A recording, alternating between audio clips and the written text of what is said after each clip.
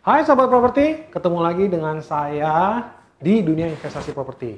Salam rumah untuk Anda semua. Yes, hari ini topik kita yang saya akan bawakan adalah mengenai surat pisah harta dan properti. Wah, ini bakalan satu topik yang selalu hangat ya. Nah, sebelum lebih lanjut, saya ingin memperkenalkan diri saya. Nama saya Erik Hermanto. Saya adalah praktisi di dunia investasi properti. Juga adalah sebagai seorang dosen di salah satu sekolah properti terkemuka. Dan saya juga menjadi mentor bagi beberapa teman properti. Nah, jadi surat pisah harta itu mungkin karena konotasinya kurang bagus.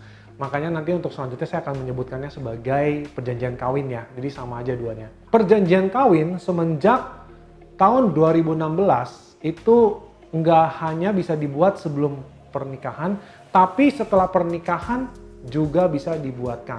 Jadi maksudnya tentunya karena konotasi yang beredar di masyarakat agak negatif ya.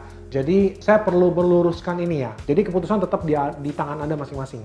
Tapi yang saya mau bagikan adalah saya membagikan sudut pandang saya tentang perjanjian kawin ini. Nah, perjanjian kawin ini tentunya kalau di posisi saya sebagai seorang pebisnis dan investor properti, perjanjian kawin ini akan memudahkan saya ini untuk mudah bertransaksi ke seluruh Indonesia. Jadi saya tidak perlu repot-repot mesti ajak istri saya atau minta approval daripada istri saya gitu loh. Ya, nah itu jadi fungsi pertama keuntungan daripada perjanjian kawin.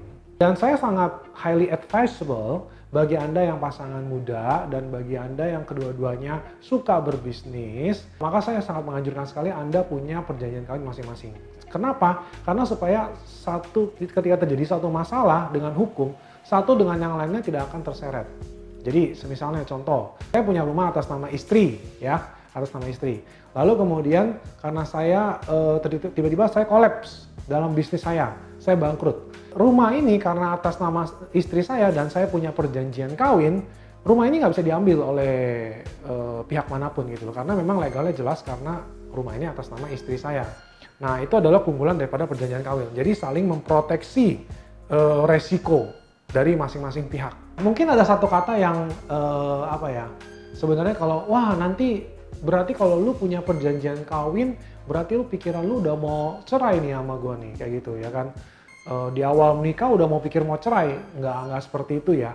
Karena gini, cinta itu tidak bisa dibuktikan secara empiris, tapi kertas bisa dibuktikan secara empiris. Paham nggak maksud saya?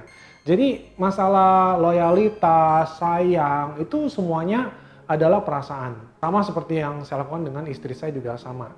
Nah, saya bilang bahwa kertas ini kalau kertas memang harus dibuktikan secara empiris karena ada legalnya gitu loh. Nah, jadi perjanjian kawin ini sebenarnya hanya sebatas kertas doang.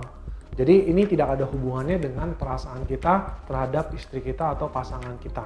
Lalu kemudian keunggulan berikutnya adalah, dan jangan takut ya, Anda kalau baca baik-baik tentang isi perjanjian kawin, ya bagi Anda yang kaum wanita, kalau Anda baca isinya, bahwa di sana walaupun sifatnya pisah harta, tapi si suami tidak boleh mengabaikan kewajibannya terhadap istrinya. Itu tidak boleh. Sama anak-anaknya. Ya. Jadi Anda tidak, bagi kaum wanita Anda perlu khawatir bahwa di sana tertulis jelas. Dan saya sudah baca sendiri gitu loh. Ya, jadi mengenai perjanjian kawin ini, bagi Anda yang aktif berbisnis keduanya, maka saya sangat menyarankan sekali untuk membuat perjanjian kawin ini. Jadi saling ini masuk ke dalam ranah risk management, ya manajemen resiko. Nah, tapi akhir kata keputusannya tetap di tangan Anda semuanya, sobat properti, ya. Jadi pun kalau Anda sudah menikah pun Anda masih bisa bikin perjanjian kawin, ya. Sekarang semenjak tahun 2016 sudah bisa.